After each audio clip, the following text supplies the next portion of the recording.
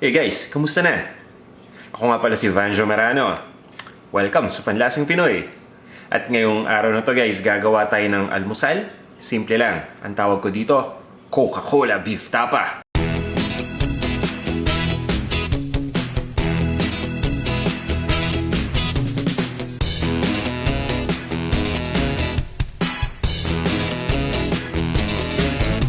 Ito naman yung mga ingredients na gagamitin natin. Ito yung beef tapa natin. Beef sirloin na hiniwa ko lang ng maninipis.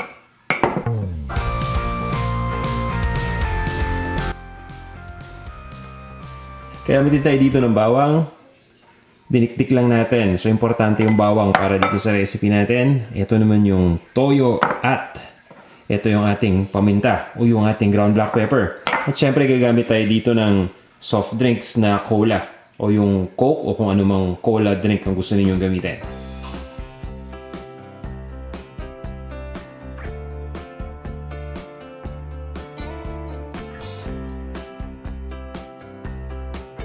Umpisa na natin. Ang una natin gagawin guys ay pagsasamahin natin lahat ng mga ingredients na nandito. Yung toyo, yung beef, yung garlic, pati na rin yung ating ground black pepper. At meron ako ditong mga assistants. So girls, why don't you put everything in here? Can you help Daddy? I want to give you the Okay. garlic powder. So that is the ground black pepper. Yeah, say paminta. What? It's Filipino. Filipino. That's paminta. Here is the toyo, the soy sauce. Danielle, can you pour it? Yeah. All right. Ooh, good job. Coffee. Hey, look at coffee. Yeah, and this is the garlic. Who wants to pour the garlic there? Danica will do it. Okay. Yan, so nalagay pati natin itong bawang dito. Importante dito sa bawang na nadikdik na natin mabuti. Oh. Okay, let's get everything in here. Ayan, pagkatapos hahaluin lang natin ito. Anything? Ayan, haluin lang natin. I want to do. Here you go, Danya. Here's yours. At yan, habang hinahalo nila yan, isiguraduhin lang natin na mag-mix mabuti lahat ng mga ingredients. At pagkatapos nito guys, kailangan lang natin itong ibabad ng at least 3 oras. Pero mas maganda kung overnight yung pagbabad natin. Pork is really hard to mix. Now you can do it. Everything looks okay? Yeah. Okay. Here's how you do it. I'm gonna help Danielle. See? You gotta come from the bottom. Oh, I'm sorry. You have to come from the bottom and then lift it up and then put it down again and then do the same thing. Ayan. Good. Good job, girls. Good And job. then what's the next step? The next step is to wait, okay? We have to wait because we need the meat to absorb all the ingredients you added there. And to the oven? Nope, we're gonna fry it later. Handa na ba kayo? Tara guys, umpisahan na natin to.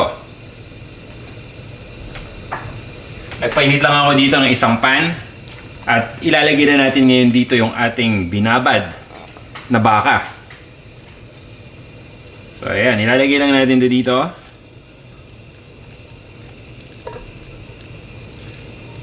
Kalahati lang muna nito yung gagamitin ko. Ang kagandahan dito, pwede nating itago pa tong kalahati for later use. So kung gusto pa natin uling magluto ng tapa kinabukasan, pwede lang natin itong ilagay sa freezer at pagkatapos tsaka natin ito lulutuin kung kailangan na. So guys, ang ginawa ko dito, tinanggal ko na yung bawang na ginamit natin na pangbabad. May natira pa rin konti pero okay lang yan. At pagkatapos nating ilagay dito ngayon itong ating baka na nababad na, maglalagay lang tayo dito ng soda, no? Coca-Cola ang gamit natin, pero pwede kayong gumamit dito ng Pepsi o kung anumang soft drink na cola. Ilalagay lang natin ito dito. So mapapansin niyo guys, hindi tayo naglagay nung asukal sa ating marinade. Diba? Usually kapag nagtatapa ako, nilalagyan ko to ng asukal, konti lang para may tamis. So itong cola yung magbibigay dito ng tamis. At syempre, hahalo yung lasa nito dun sa ating marinade na siya namang nagpapasarap dito. Maglalagay din tayo dito ng mantika. So pinaghalo na natin yung ating Coke, pati mantika, pati yung baka. At pagkatapos guys, ay papabayaan lang natin itong kumulo.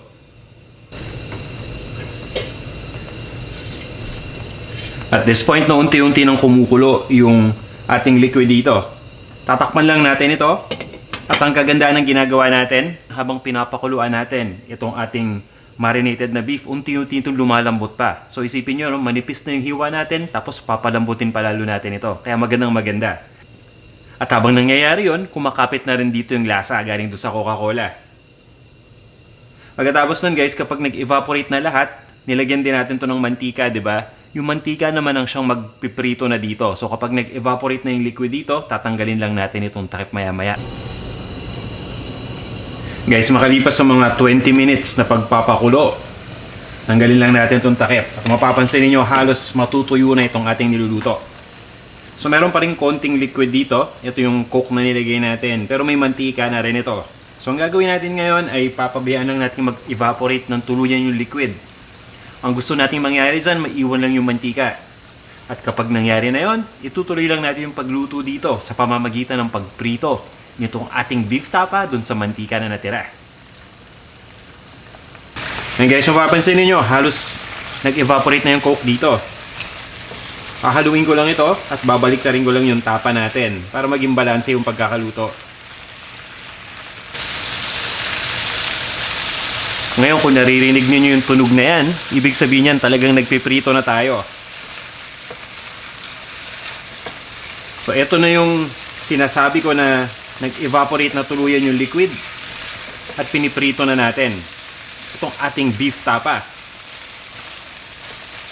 So ang gagawin natin dito guys, no, itutuloy lang natin ang pagprito dito ng mga 2 hanggang 3 minuto pa. Pagkatapos guys, ililipat lang natin ito sa isang serving plate at serve na natin. Guys, eto na ang ating Coca-Cola Beef Tapa.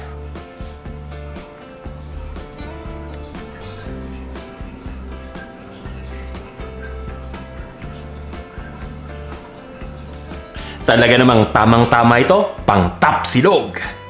Tara guys, kain na tayo. Ngayon guys, tikman lang natin to. Tikman ko lang tong ating Coca-Cola Beef Tapa. Wow, masarap. Malasang malasa. At napakalambot. Nanuot talaga yung marinade natin dito na toyo, bawang, pati na rin yung nilagay natin ground black pepper. Diba? Simpleng-simple lang yung marinade natin, pero lasang-lasa dito.